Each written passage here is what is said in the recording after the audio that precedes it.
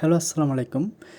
এই ভিডিওতে আপনাদেরকে দেখাচ্ছি কিভাবে সি প্রোগ্রামিংয়ের যে ল্যাব রিপোর্টটা সেটা কমপ্লিট করতে হয়।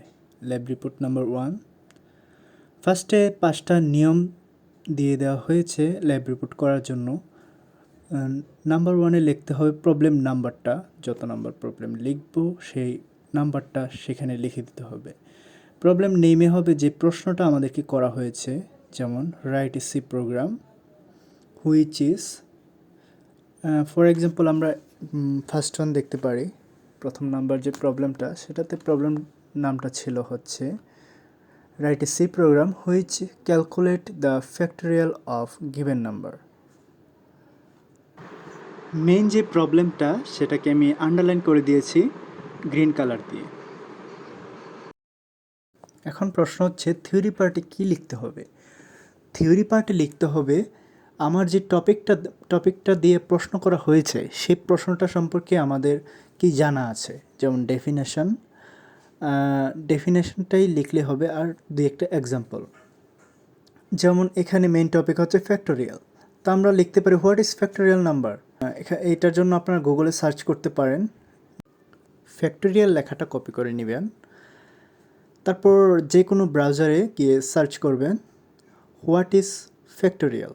আপনি যে কোনো প্রশ্নের যে কোনো মেইন টপিকটা কপি করে গুগলে গিয়ে সেম প্রশ্নটা যে কোনো ব্রাউজারে গিয়ে সার্চ করতে পারেন, সাথে সাথে চলে আসবে।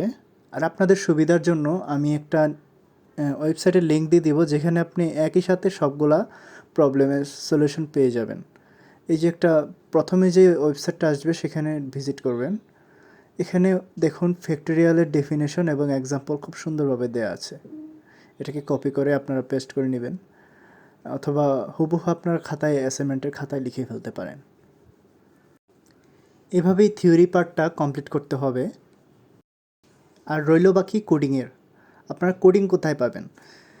আর আপনাদেরকে যে ওয়েবসাইটের লিঙ্কটা দিয়েছি সেই একই লিঙ্কে আপনারা কোডিংয়ের স্ক্রল করলে, একটু নিচে ডাউন স্ক্রল করলে কোডিংয়ের যে সবগুলা পেয়ে যাবেন। আর আপনার যদি মনে হয় যে হ্যাঁ আপনি কোডিংটা পারবেন, তাহলে নিজে থেকেই কোডটা করে নেবেন। আমি তাদের জন্য দেখাচ্ছি যারা নিজেরা করতে পারছে না। এটাকে সুন্দর করে কপি করে নেবেন, নিয়ে যে কোনো জায়গায় আপনি সংরক্ষণ করে রেখে দিবেন।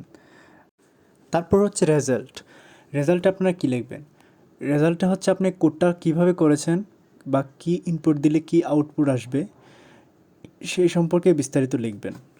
এখানে নিচে স্ক্রল ডাউন করলেই রেজাল্টের যেই আউটপুটের যে স্ক্রিনশট সেটা আপনি নিয়ে নিতে পারেন। এখান থেকে স্ক্রিনশটটা নিয়ে সেটা আপনার রেজাল্টের সাথে যে পেজটা থাকবে, রেজাল্টের যে পেজটা, ওইখানে স্টেপলার করে দিতে পারেন। কিভাবে আপনি এই প্রবলেমটা সলভ করেছেন এই সম্পর্কে 2 লাইন, তারপরে কি ইনপুট দিলে কি আউটপুট আসবে এই সম্পর্কে 2-1 লাইন লিখে দিবেন। এবং আপনাদের সুবিধার জন্য ওয়েবসাইটের লিঙ্কটা ভিডিও ডিসক্রিপশনে দেওয়া আছে, আপনারা একটু চেক আউট করে নেবেন। লাস্টলি এক নজরে সব কিছু বিস্তারিত বলে দিচ্ছি।